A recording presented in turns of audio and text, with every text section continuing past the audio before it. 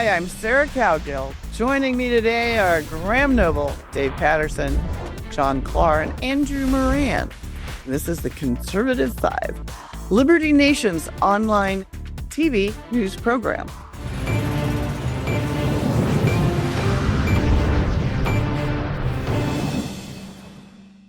Shortly after Trump announced he had nicked Nicolas Maduro and was in New York, planned protests broke out everywhere.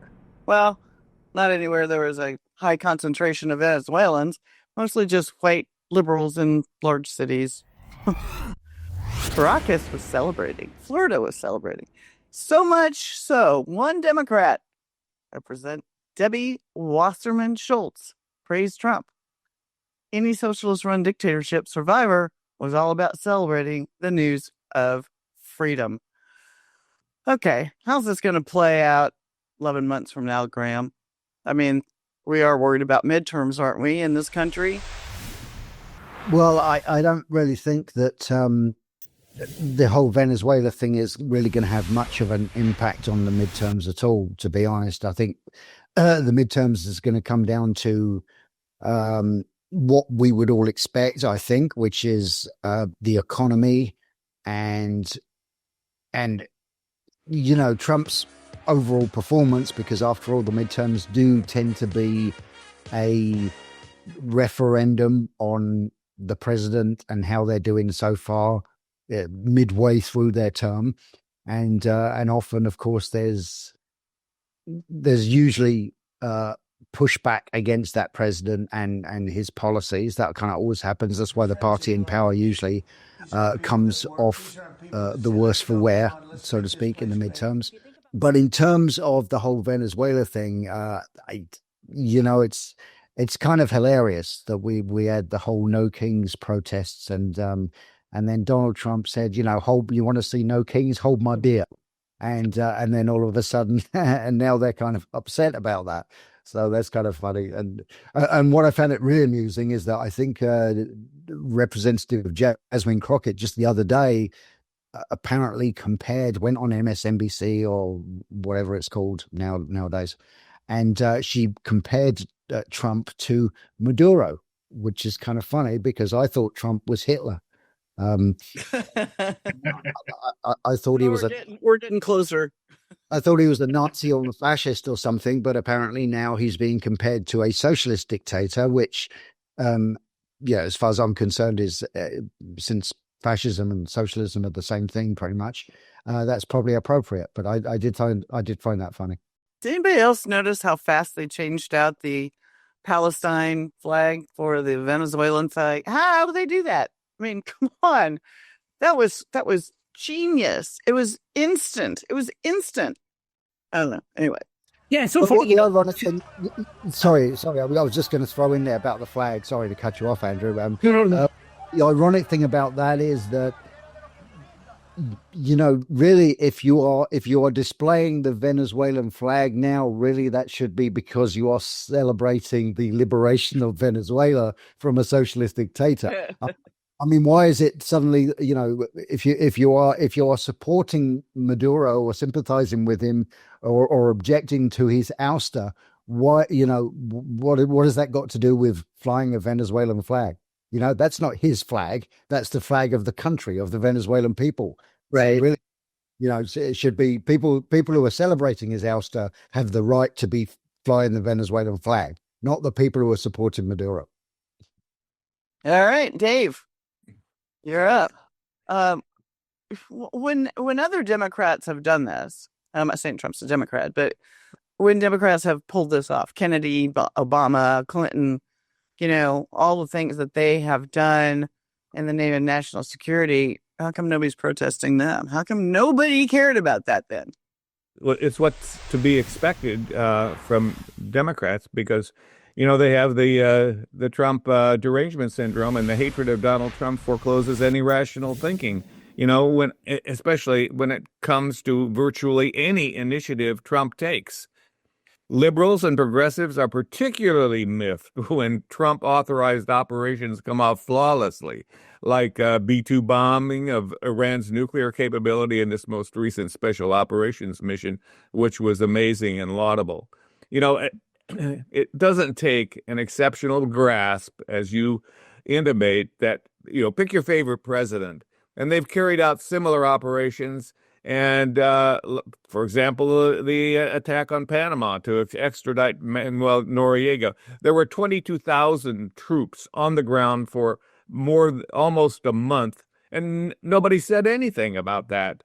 And it's just the fact is that liberals cry wolf at everything Trump does. And for that matter, as a consequence, they've lost all credibility. Nobody's going to believe them, even if by the sheerest stroke of luck, they might be right. What about Calvin Coolidge? Did he do anything, Dave? I don't know. I'm asking. Yes, he made very clear that the business of America is business.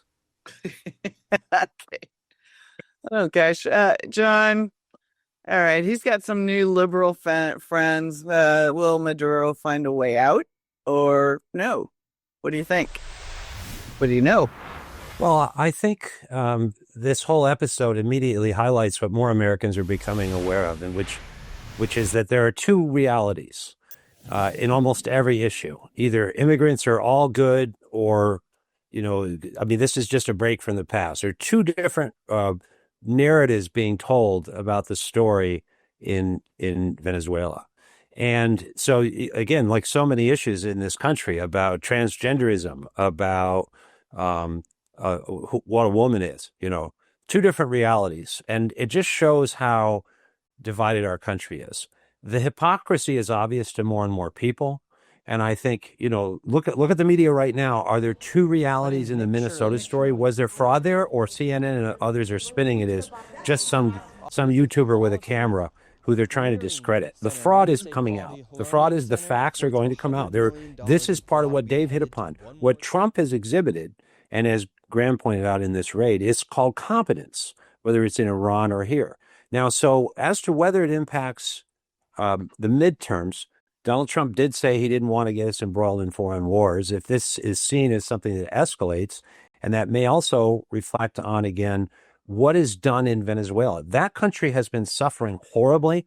Hyperinflation, which I write about. It's Andrews Bailiwick Economics, but astronomical inflation. The people there have suffered. It has been a free-for-all for criminal elements, and it's far more than just drugs. So if the United States actually engages in not so much some nation building, but maybe helping resurrect a democracy, and that may reflect better for voters to the extent they look at the issue come November than if we're just there to take the oil and we don't care about the people. So I think it does impact on some of Donald Trump's previous platforms.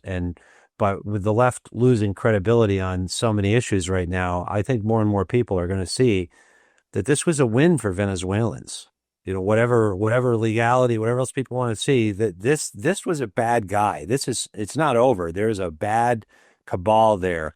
And so I don't think that's a bad optic for any president. And we had Manuel Noriega. I don't think anybody mentioned him. Apparently, nobody really cared, I don't think. And that's... I don't think anybody did. So I think Graham may be on. We like this we get guy. the number. With November, what people are going to care about is the affordability crisis, not whether Venezuelans have overcome their severe affordability crisis. So, Andrew, your name's been mentioned in vain several times in this segment. So, do you want to just talk for a minute or two? Well, I would say John's right. If it's about hyperinflation, that what the United States did was justified. In that case, they should go to Zimbabwe right now and try to do a regime change there. Oh, wait, but Zimbabwe does have 300 billion barrels of oil, which I would say is a questionable statistic. Everyone cites the 300 billion barrels of oil, but that number is reported by Venezuela to OPEC. So who even knows if that is an accurate number? But I'll say one thing, though, from Canada's point of view. This was a disaster economically, I would say, not so much foreign policy, but economically, because now that, if that number is accurate, 300 billion barrels, if the United States has that in its backyard and they have the infrastructure to process and refine heavy crude, then what do they need Canada for anymore? I mean, we canceled the Keystone Pipeline, which was a ridiculous move. There's no benefit whatsoever. So this year, is the negotiations, the 6-year joint review of the USMCA, the post-NAFTA deal. When the three countries meet, when Mark Carney goes to meet Trump, he has nothing to give Trump. Maybe lumber and timber. But when it comes to oil, Trump will say, "Hey, look what I got! I got 300 billion barrels of oil. I don't need you anymore." So Canada will go to this empty-handed and get nothing from this. And you look at the Canadian oil companies the day after the regime change, they tanked. Like Suncor fell 4%. So economically, this is just bad news for Ottawa. Okay. Sorry, Canada.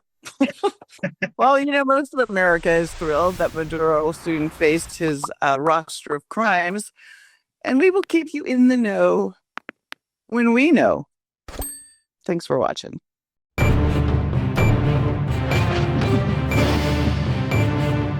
That's it for our Conservative 5 panel today. Check out our other C5 shows and segments on your favorite video platform. YouTube, Vimeo, Rumble, run them all. As well, Liberty Nation News has its own Roku channel where you can see all of our TV productions. Stop by and see our new aggregate polling operation, The Public Square. I'm your host, Sarah Cowgill. Thanks for joining us today, and get your fix of free thinking and free speech at libertynation.com.